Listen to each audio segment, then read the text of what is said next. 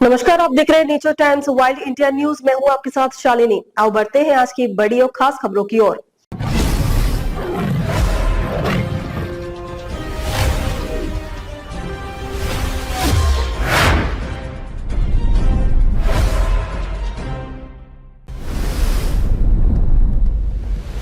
आगरा में वन्यजीव तस्करी का बड़ा भांडाफोड़।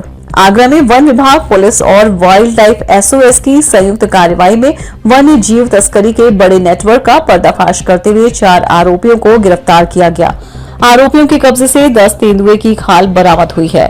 खैरागढ़ तहसील के सैया क्षेत्र में इंटेलिजेंस इनपुट के आधार पर हुई इस कार्रवाई के बाद अब पुलिस और वन विभाग तस्करी के पूरे नेटवर्क की आगे और पीछे की कड़ियों की गहन जांच में जुटे हैं। एनसीआर की वायु गुणवत्ता सुधार पर केंद्र की सख्ती। राष्ट्रीय राजधानी क्षेत्र में वायु प्रदूषण नियंत्रण उपायों की समीक्षा के लिए भारत सरकार के कैबिनेट सचिव ने उच्च स्तरीय बैठक की। बैठक में राजस्थान के मुख्य सचिव, अतिरिक्त मुख्य सचिव, वन, पर्यावरण एवं जलवायु परिवर्तन सहित विभिन्न विभागों के वरिष्ठ अधिकारियों ने भाग लिया। बैठक में वायु गुणवत्ता सुधार के लिए चल रहे उपायों की प्रगति की समीक्षा कर प्रभावी क्रियान्वयन पर जोर दिया। राजस्थान के मकराना में लैंडस्लाइड, 1 दर्जन मार्बल खदानें मलबे में दबी। राजस्थान की प्रसिद्ध मार्बल नगरी मकराना में लगातार तेज बारिश के बाद बड़ा लैंडस्लाइड हुआ, जिससे करीब 1 दर्जन मार्बल खदानें मलबे में दब गईं। राहत की बात यह रही कि सभी खदानें लंबे समय से बंद थी, इसलिए किसी तरह की जनहानि नहीं हुई। प्रशासन हालात पर नजर बनाए हुए है और प्रभावित क्षेत्र का आकलन किया जा रहा है। कबिनी में खिले अमलतास के नीचे दिखा शाही अंदाज में बाघ। कर्नाटक के कबिनी जंगल में खिले हुए अमलतास के पेड़ के नीचे खड़े एक शानदार बाघ की मनमोहक तस्वीर ने वन्य जीव प्रेमियों का दिल जीत लिया। प्रसिद्ध वन्य जीव फोटोग्राफर शाज जंग द्वारा कैद यह दृश्य जंगल की प्राकृतिक सुंदरता और बाघ की शाही मौजूदगी का अद्भुत संगम प्रस्तुत करता है। यह तस्वीर एक बार फिर भारत के समृद्ध वन्य जीव विरासत की खूबसूरती को दुनिया के सामने लेकर आई है। तितलियों का अनोखा व्यवहार, मगरमच्छ के आंसुओं से लेती हैं पोषण। वैज्ञानिकों के अनुसार कुछ तितलियां आवश्यक सोडियम और अन्य खनिज प्राप्त करने के लिए कभी कभी कैमन, एक प्रकार के मगरमच्छ की आंखों से निकलने वाले आंसू पीती हैं। इस व्यवहार को लैक्रीफेजी कहा जाता है। खास बात यह है कि इस पूरी प्रक्रिया में कैमन को आमतौर पर कोई नुकसान नहीं पहुंचता और तितलियां अपना पोषण संबंधी जरूरत पूरा कर लेती हैं। शेखावाटी की हवेलियां, खुली कला, दीर्घा में बसता राजस्थान का गौरव। राजस्थान की शेखावाटी क्षेत्र अपनी भव्य हवेलियों, रंग बिरंगी भित्ति चित्रों और अद्भुत स्थापत्य कला के लिए दुनिया भर में प्रसिद्ध है।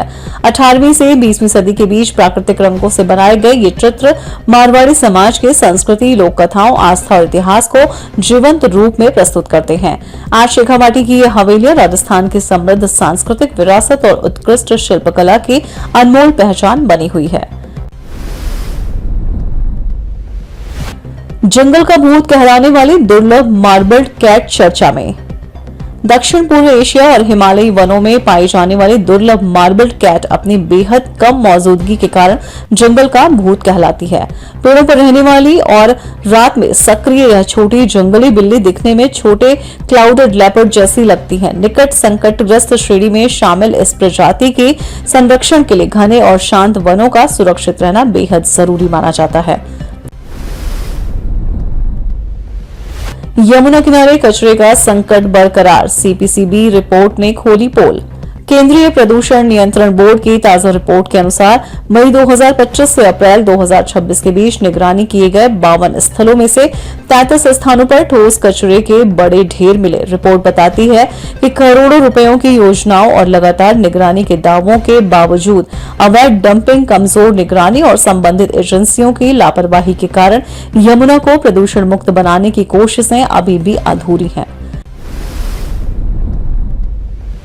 बारिश से बचने बस स्टैंड पहुंचा तेंदुआ, गुजरात का वीडियो वायरल। गुजरात के अमरेली जिले के फतेहगढ़ गांव में मूसलाधार बारिश के बीच एक तेंदुआ शरण लेने के लिए एसटी बस स्टैंड पर पहुंच गया। देर रात करीब 1:30 बजे राहगीर ने इस दुर्लभ नजारे को कैमरे में कैद किया, जिसका वीडियो सोशल मीडिया पर तेजी से वायरल हो रहा है।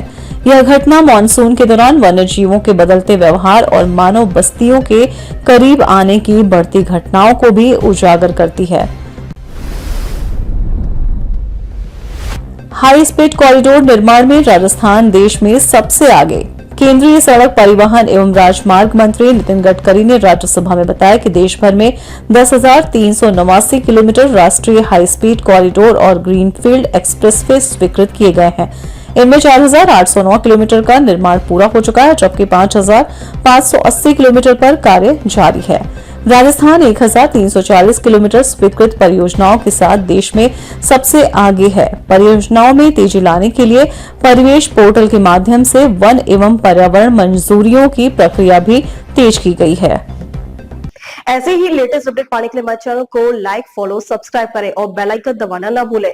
अगर आप हमें फेसबुक, ट्विटर या इंस्टा के माध्यम से देख रहे हैं तो हमें कमेंट करें। धन्यवाद।